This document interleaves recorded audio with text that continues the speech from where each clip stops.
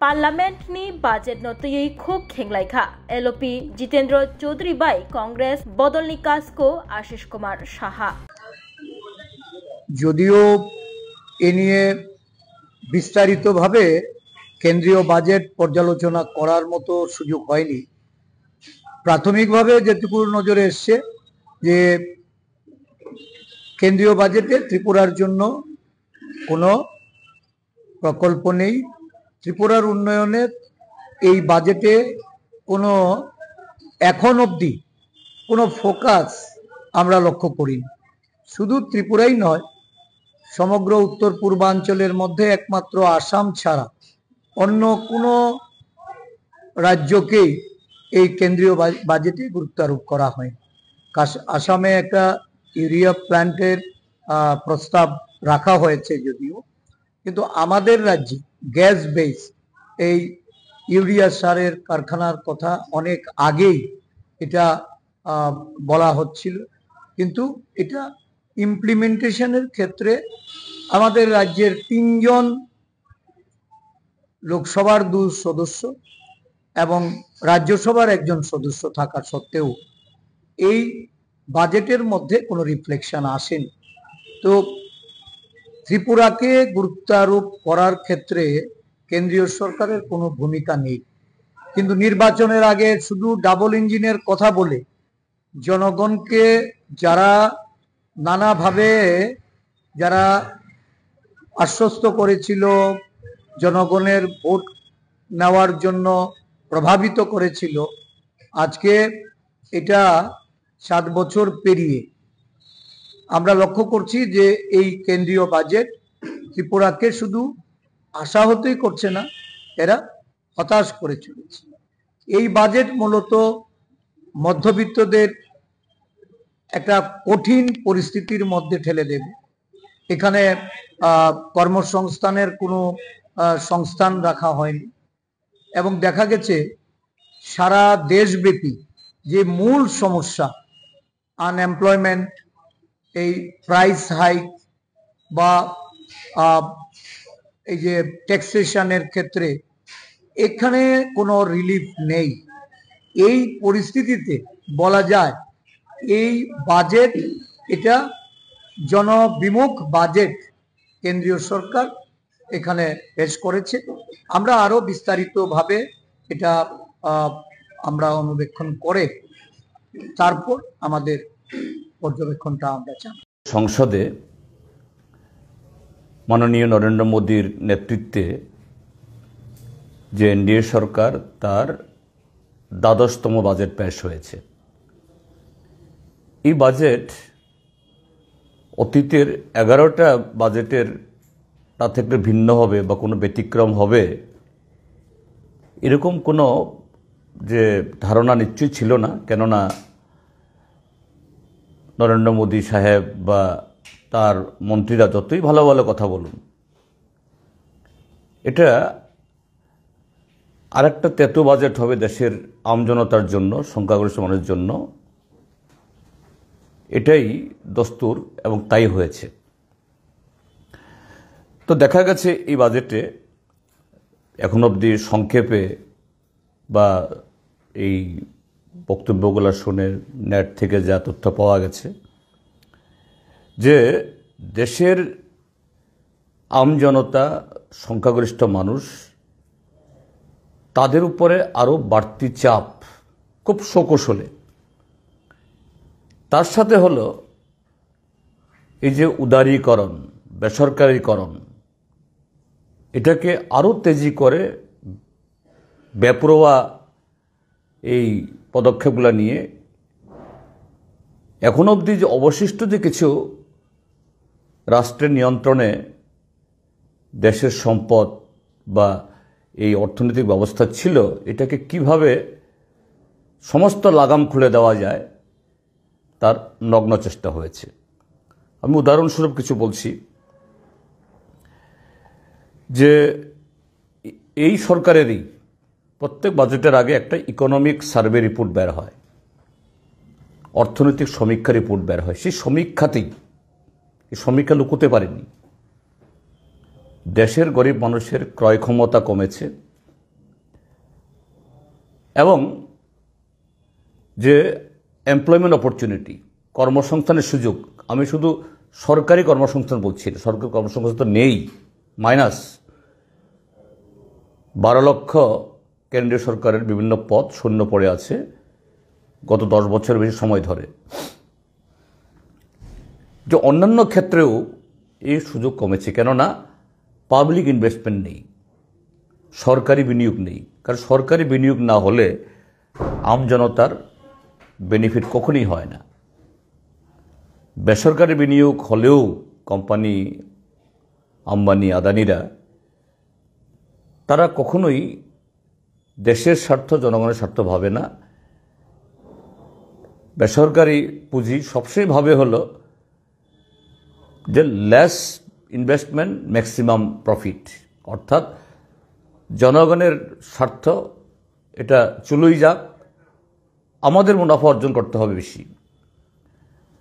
তো দেখা গেছে এই জায়গায় যে এই সম্পদ তার কেন্দ্রীভূত করা প্রাইভেট হাতে, প্লেয়ারের হাতে, এবারেও নানাভাবে ক্রিটিক্যাল, অর্থাৎ যে সমস্ত খনিজ পদার্থগুলো একসময়তে বেসরকারি কোম্পানিগুলোকে দেওয়া হতো না,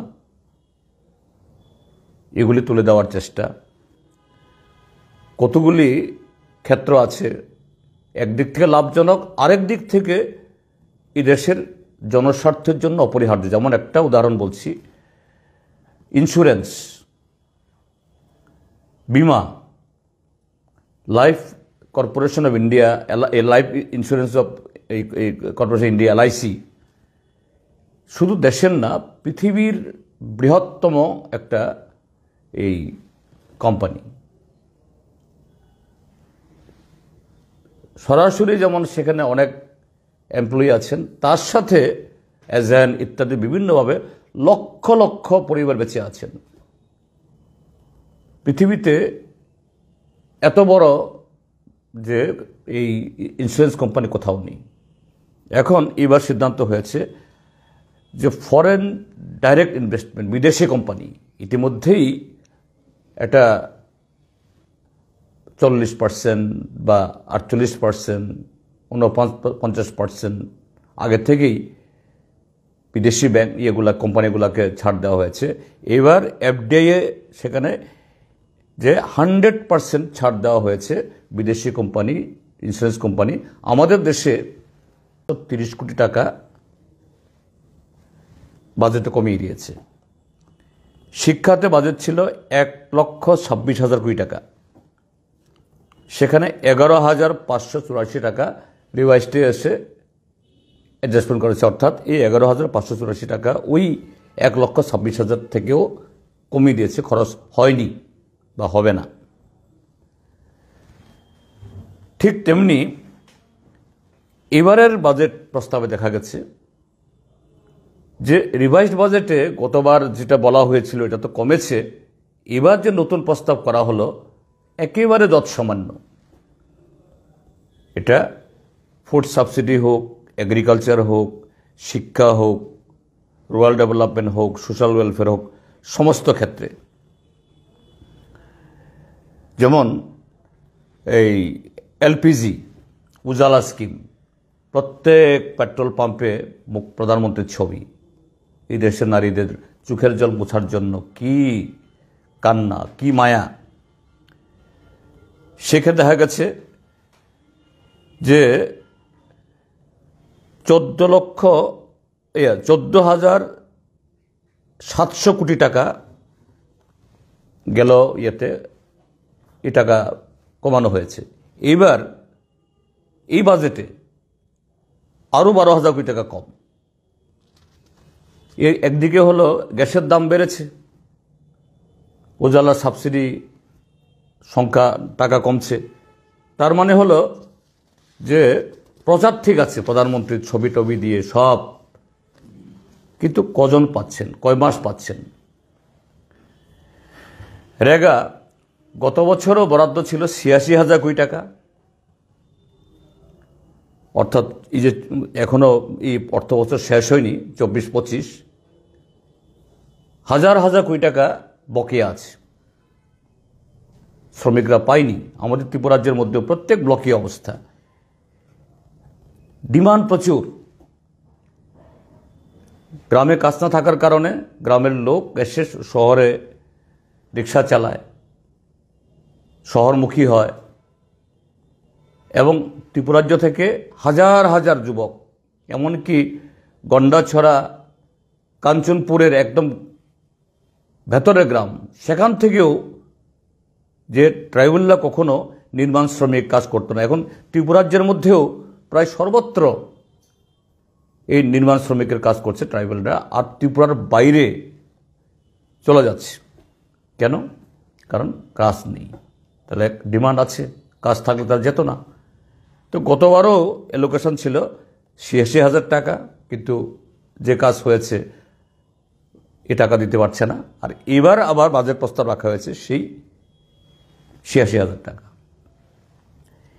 এরপরে যেটা আরও বেশি জঘন্য, আরও বেশি করুণ, দেশের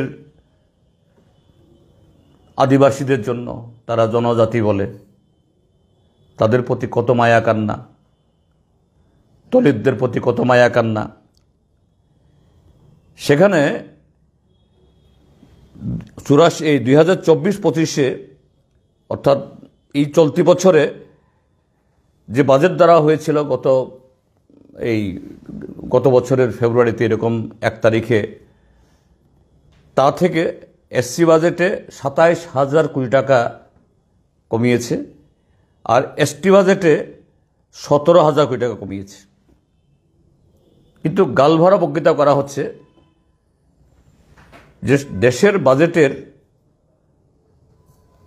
এসটি এসসিদের জন্য যে বরাদ্দ হবে, এটা সেই জনসংখ্যার অনুপাতে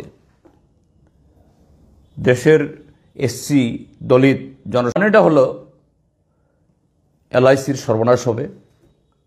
আর এলআইসি আমাদের দেশীয় কোম্পানি, এটা যতটুকু দেশের মানুষ নিরাপদে তার সুযোগ বুক করতে পারে বিদেশি কোম্পানির কাছে, তার অনেক শর্ত থাকবে। যেমন এই যে প্রধানমন্ত্রী ফসল বীমা যোজনার নামে কতগুলো যোজনা হয়, কোটি কোটি টাকা নিয়ে যায় প্রিমিয়াম, কিন্তু কোনো ক্লেম পায় না। উদাহরণস্বরূপ হলো, যেমন এবার ত্রিপুরা রাজ্যের যে বন্যায়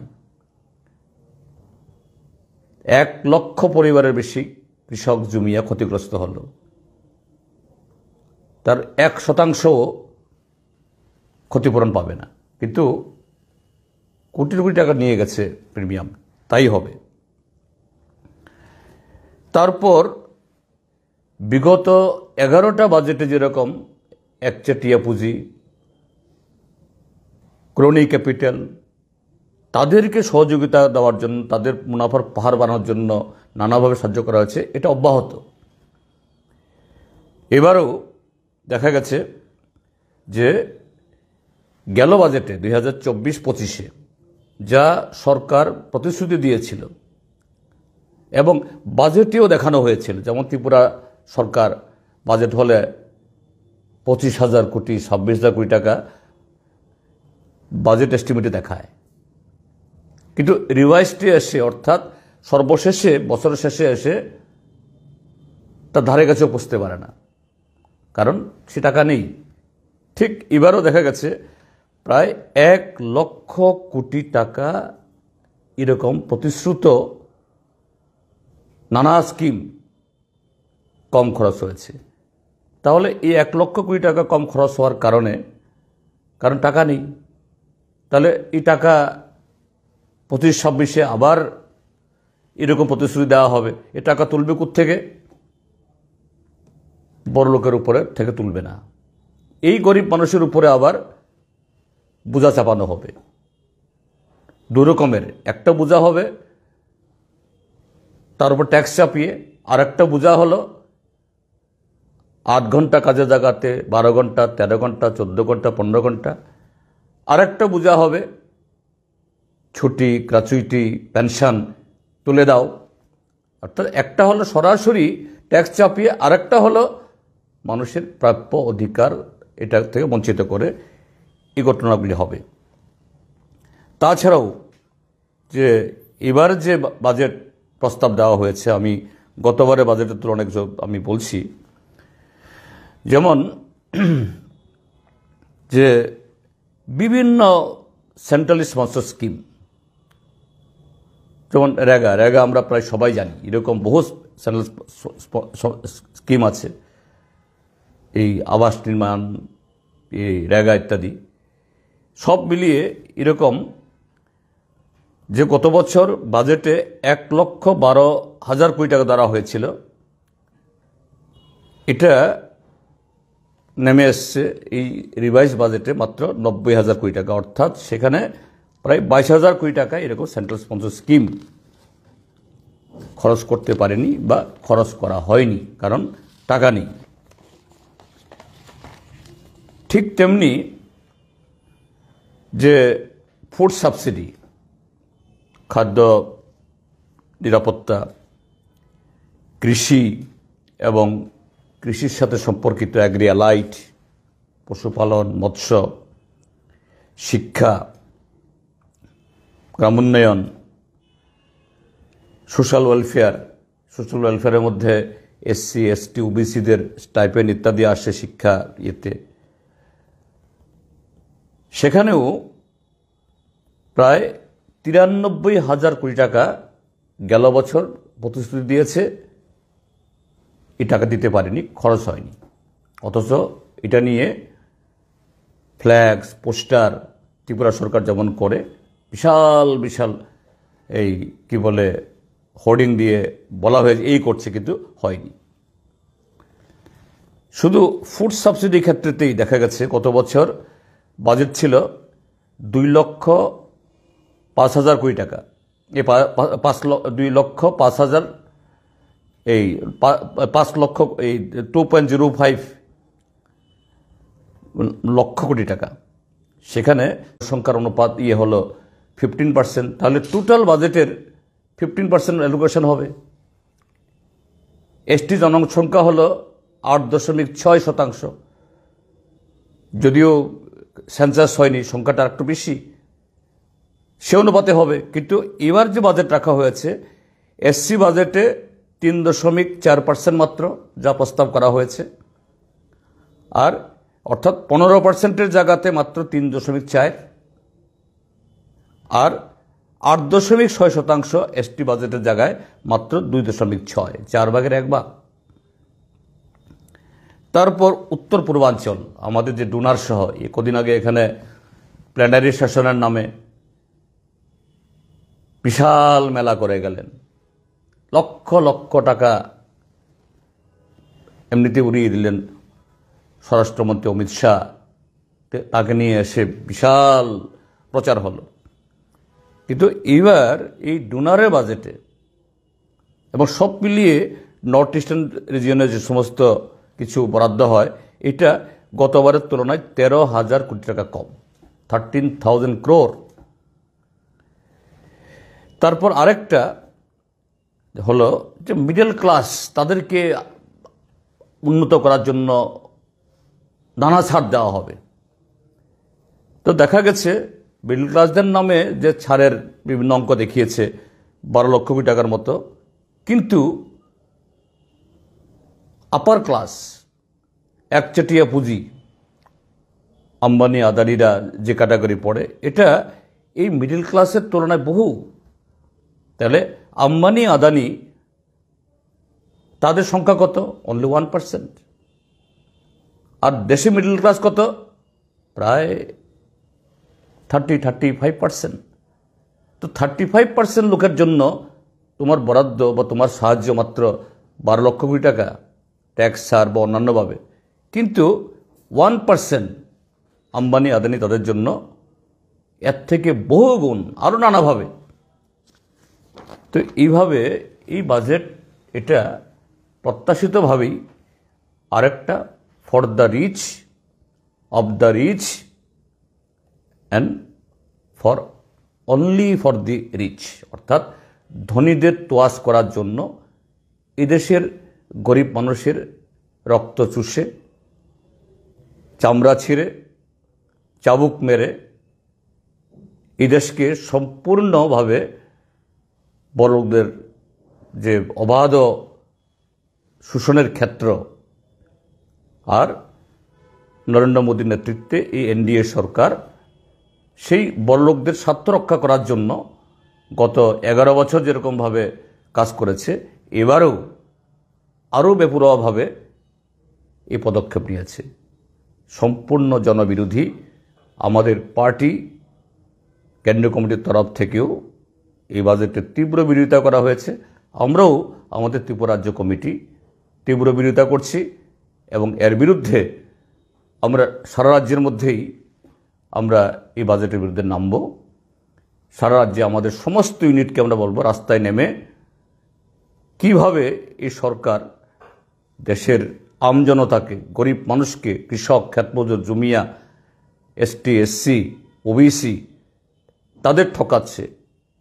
দেশের বেকার যুবক, আমাদের দেশের প্রায় 2/3 তাদের বয়স, জনসংখ্যার তাদের বয়স 40 বছরের নিচে, তাদের ভবিষ্যৎকে আজকে অন্ধকারের দিকে ঠেলে দিচ্ছে। তার বিরুদ্ধে রাস্তা নামার জন্য আমি আমাদের পার্টির সমস্ত ইউনিটকে আহ্বান জানাচ্ছি এবং জনগণকেও এই লড়াইয়ে, এই প্রতিবাদে সামিল হওয়ার জন্য আমি আহ্বান জানাচ্ছি।